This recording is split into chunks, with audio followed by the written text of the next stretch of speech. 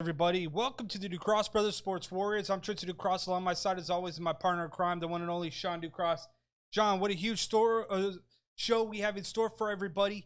But let's start off with some breaking news, that kind of took over the combat sports world early on in this afternoon when word came out that we have officially can say that we have a Tyson Fury versus Anthony Joshua? No, we don't. And this is going to put a damper on a lot of people. I mean, I already took to our people at Sighted. I mean, got hooked up with their beta app, so I'm feeling a little froggy right now. But the misconception here is that the fight has been agreed upon. A two-fight agreement. However, there are some things that have been left out. It's been much like, I guess you could say, clickbait kind of.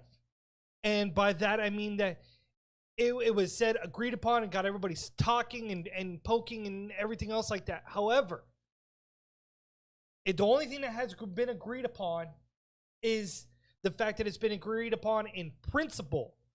The numbers, the figures, it's a 50-50 split between both Tyson Fury and Anthony Joshua. But there is no contract signed between the parties, Tristen. Correct. There is no contract It's signed. more of a like with between Eddie Hearn as well as Tyson Fury. It came down to the fact that they both agreed upon it, kind of like a handshake deal. Yep. What it is contingent on, what a lot of people are not talking about, is that it's a contingent plan based on whether or not Tyson Fury can get past Deontay Wilder, Sean. That's the hang-up. Well, actually, there's more than just that, it being the hang-up. It's not just the Tyson Fury trying to get past Wilder. It is also the fact that Anthony Joshua, Tristen, has to compete against the WBO mandatory competitor in Usyk, as well as the IBF mandatory contender for Joshua's IBF title in Pulev. Pulev first is the next one up, and then it's Usyk after that. He's got more of a troubling schedule than that of Wilder, than that of Fury. Fury just has to get past Wilder. You've got Joshua that has to get past two guys before he gets to Fury. So you're looking at this right now, so it's like pump your brakes, because the only fight that is maybe will fall through is the Usyk fight, because Usyk is promoted by Eddie Hearn. Eddie Hearn can go, yo, step aside, let's get this fight in. But then there's also another wrinkle, is Dillian Whyte. Dillian Whyte is already a mandatory contender. Dillian Whyte has already been saying, well, where's my shot? Yeah, this guy has been pushed aside how many times? Right? And now there's discussion again from Eddie Hearn is that Dillian Whyte is going to fight Tyson Fury if he gets past what's his name, Wilder, in February of 2021. Poor guy. So we may not see Joshua versus Fury until the end of the year of 2021 if you assume both parties get past their matchups before they ever get to each other. So I love how everybody went, oh my God, this fight has been decided, and pump your brakes. Right. It's all great that they agreed, 50-50 split. It's great that they agreed on the financial terms, but my goodness, people, it is not reality yet. Everybody's trying to get that next article, that next feed, and the minute you see that headline that they agreed, for us, we're like, wait a minute, let's dig a little bit deeper. Let's find out about what's going on in the circle, and that's exactly what's going on. There's a lot more stuff that's going on before this fight even happens.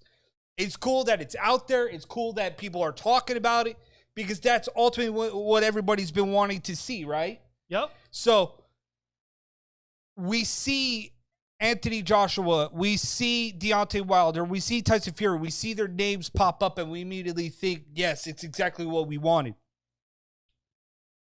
But there's a lot more nuts and bolts that goes on behind the scenes and than what is actually put out there.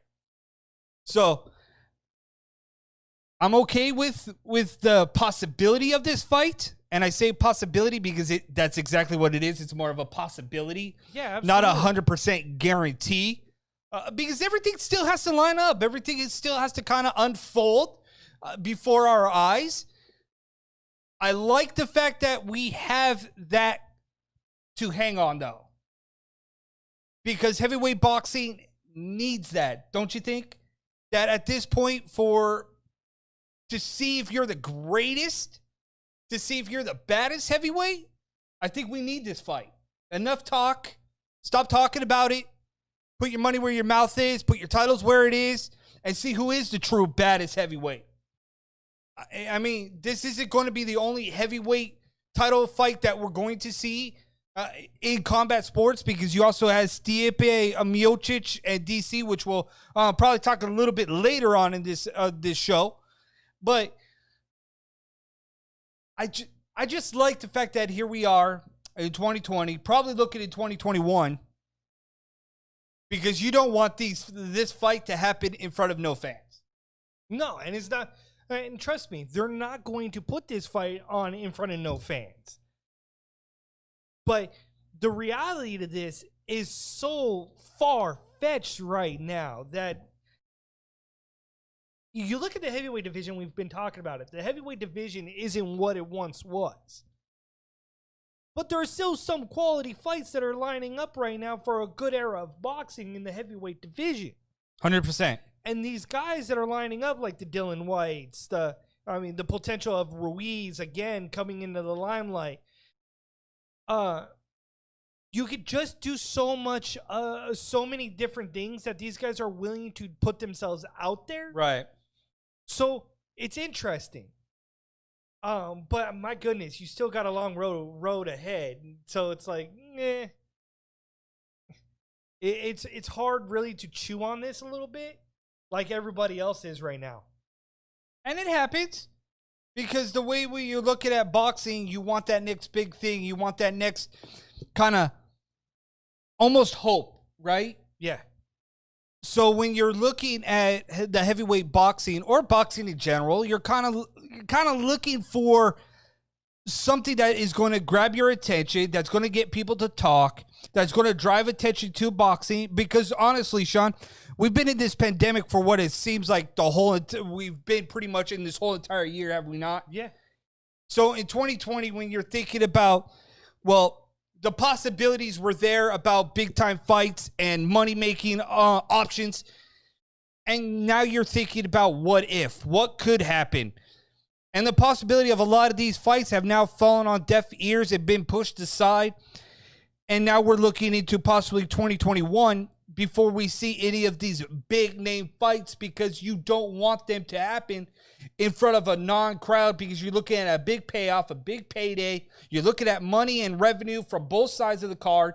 So at some point, you gotta give and take kind of situation here.